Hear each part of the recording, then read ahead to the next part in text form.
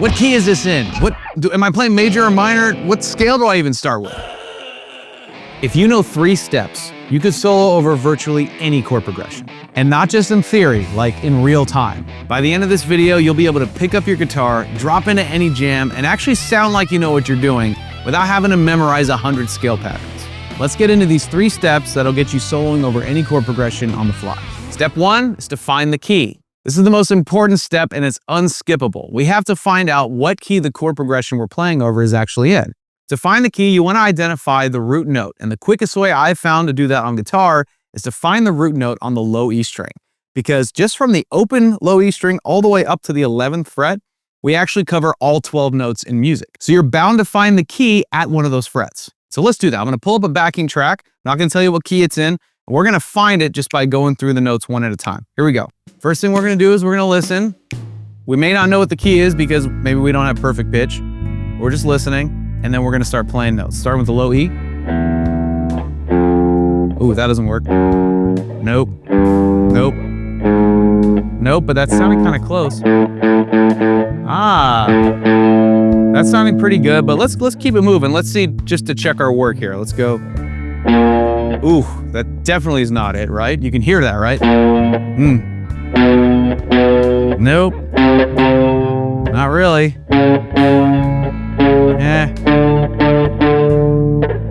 And some of these notes may sound like they're in key, which they may be, right? But they're not the root note. We're trying to find the root note. So far, this note right here seems to be the note that just lands, right? Yeah, okay. That's the note that's going to reflect the key.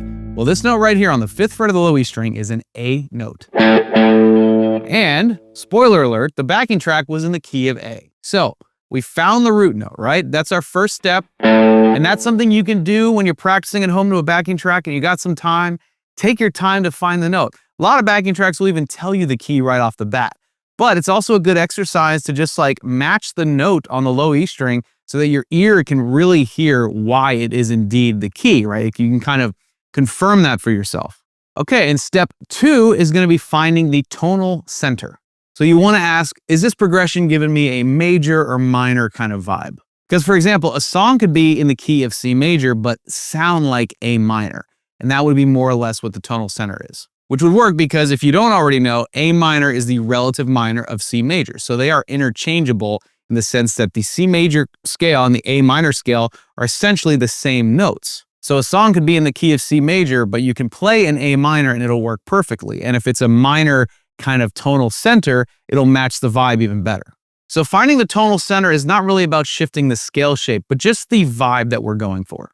If you don't already know, major has a bright, happy kind of sound. Minor has a darker, more serious sound. So even a very complex chord progression that's made up of all kinds of chords can still have a pretty dominantly major or minor tonal center, which is super helpful because it really narrows things down. Now going back to the backing track that I pulled up earlier, that was in the key of A, but it was a blues backing track, a slow blues. Now, blues is unique in the sense that it can give us major vibes while still encouraging that minor tonal center. That's why like in blues, even over an A blues, you can hear lots of minor pentatonic wailing happening and it totally works. And that's something that's very unique to blues. You can't really pull that off as easily in other styles. But we'll talk about in a minute how we can actually combine major and minor tonal centers in our soloing over something like a blues. So I'm going to throw that backing track back on and show you what I'm talking about, okay? So this is in the key of A, as we've established. Because it's a blues, I can wail on some minor pentatonic. So I'm going to do that.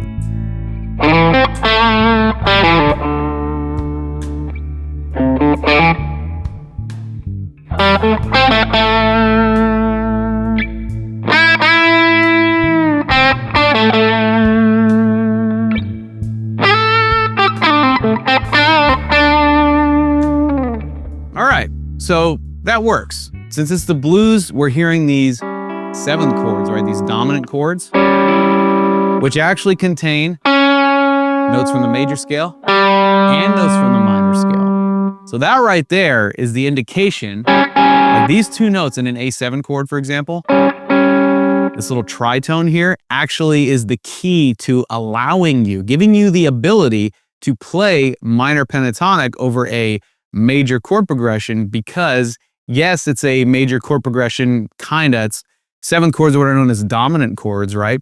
But they contain a major note and a minor note. And somehow they just work really well together to give us this famous bluesy sound that we know and love. But at the end of the day, you don't even have to go into playing anything major. You can do minor pentatonic the whole way through and do just fine.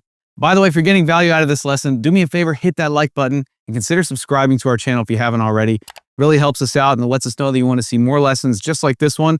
And believe me, we got a whole lot more coming your way. So I'd love for you to be in the front row when they come out. I thank you in advance, and let's get right back to business. Moving on to the third and final step in this process. What scale do we play, right? I kind of teased on that a little bit back in step 2, but I'll just kind of tell you definitively, this is where we can determine, whether or not we want to go with a major or minor kind of vibe. And we're going to stick with pentatonic just because it's easier to pick up. There's a good chance you already know it. If you don't, we got tons of lessons that'll teach you the basics of the pentatonic scale. But basically, once you've determined the key and the tonal center, you can just drop into an appropriate scale. And it can be major or minor pentatonic, essentially. So in the example of A, right, we talked about the A minor pentatonic pattern right here. If you want to go, let's say, immediately to the minor pentatonic, I'm going to show you a little trick, okay? In this pattern, particularly right here, we got the root note right here that starts with our first finger. Now, we can consider that a minor root note. It's not because the root note itself is minor, but because when we use our first finger right here, this signifies that the finger pattern that we're about to fulfill, that we learn and memorize, is the minor pentatonic, right? Now, if we wanted to, let's say, find out the major, right, pentatonic, all we got to do is swap with our first finger over here to our fourth finger, our pinky. Now that's on the root note. What we're going to do is take that exact same finger pattern that we just played, but we're now playing it in this new position with our pinky right here. And this has now become our major root note, right? Just by virtue of the pinky being on the root note signaling, now we're going to fulfill this pattern, right? So if I go through the same finger pattern,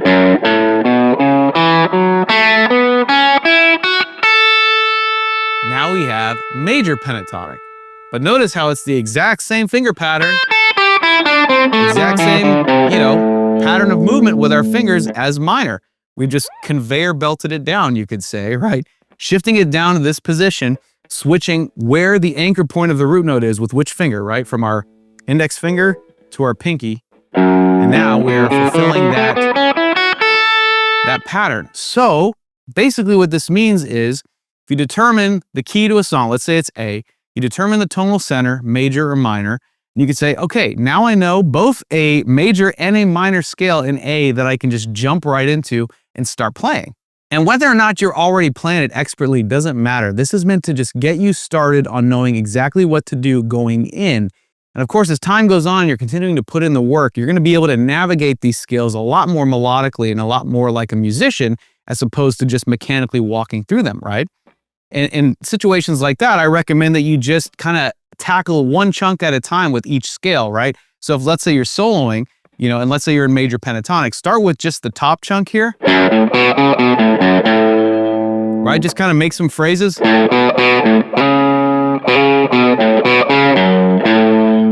Right? And then you can move on to the next chunk right here in the middle.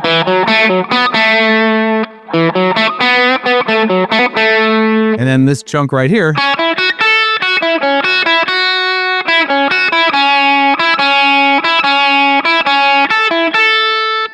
Right? So that way you're not just like walking up and down the scale robotically, right? Same thing with the minor pentatonic.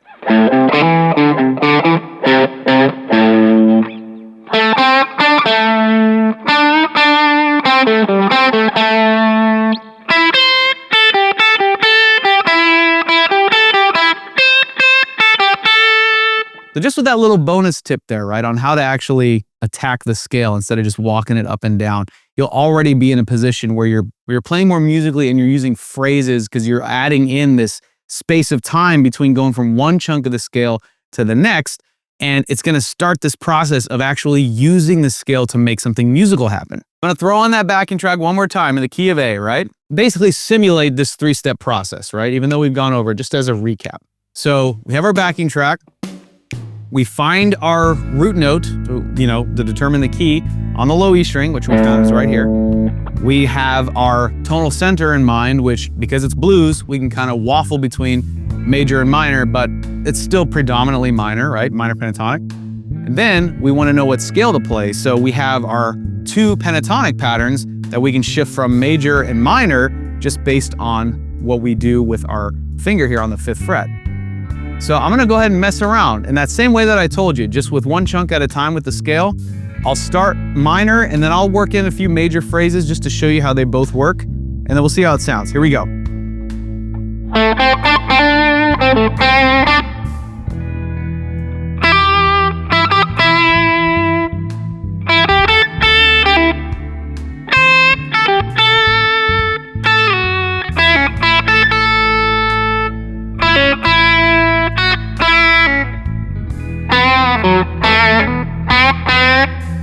So major works, but not really as faithfully as minor does. Right?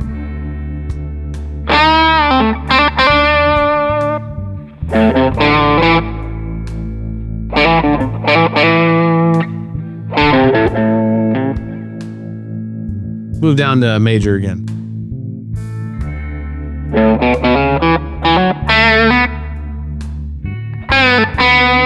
So it works more in some places than others. Let's move back to minor. Yeah, I mean, can't go wrong there.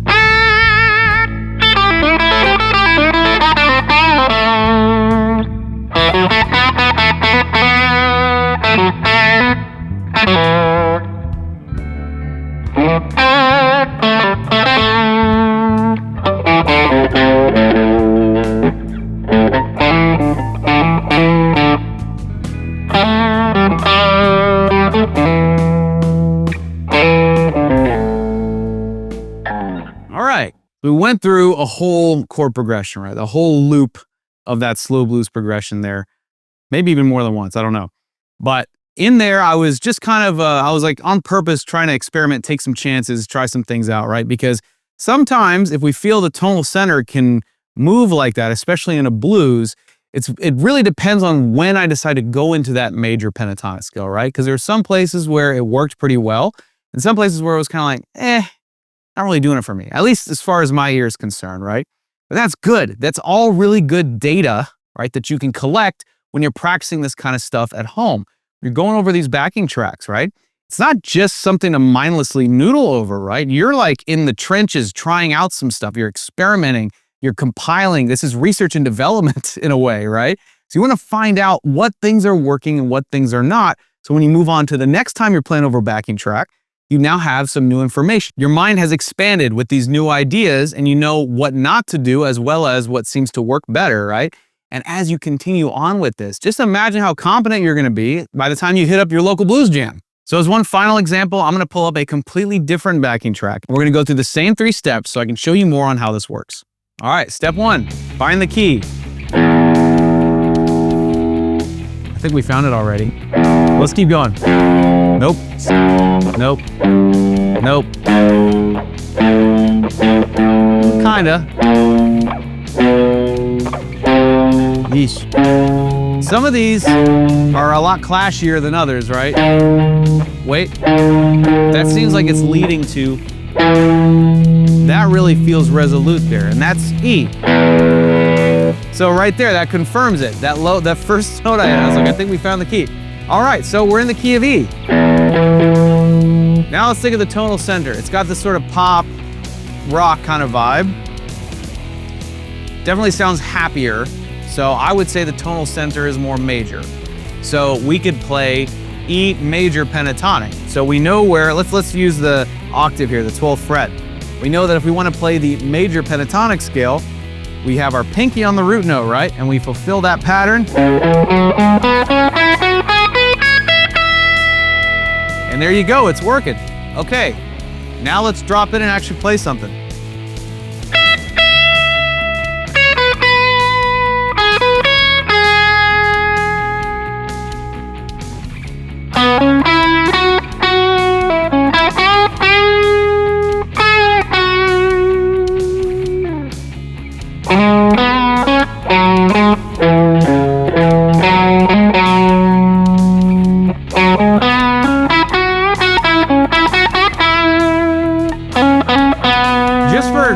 kicks and giggles, I'm gonna try minor pentatonic.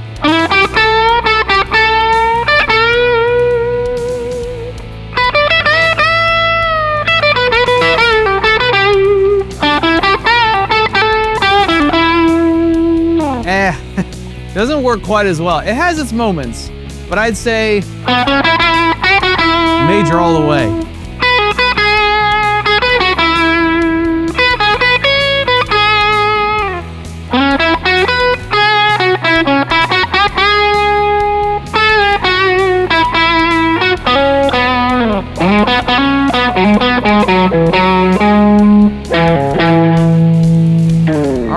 So if I were to approach, without having to restrict myself to only major, if I were to say, okay, you let yourself play a little minor pentatonic, I would do it like 5 to 10% of the time. The rest of it, the vast majority, is very much going to be major. It's a good safety net. We know it works.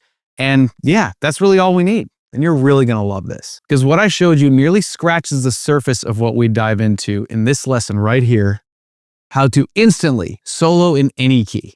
It's designed to hardwire this process into your hands and ears so that you don't have to think. You just hear the music, feel the vibe, and respond like a pro. Oh, and by the way, if you don't know how to instantly find every key on your fretboard, this is going to get you there in record time. This is my gift to you for hanging out with me today. It is 100% yours, 100% free. Just be sure to click right here to claim your copy. And if you're watching this from TV, scan the QR code or check the link that I left for you in the description box. If you're tired of fumbling around with scales that never seem to fit, and you want to know exactly what to do when you encounter a chord progression in any key, then you really want to grab that lesson right now.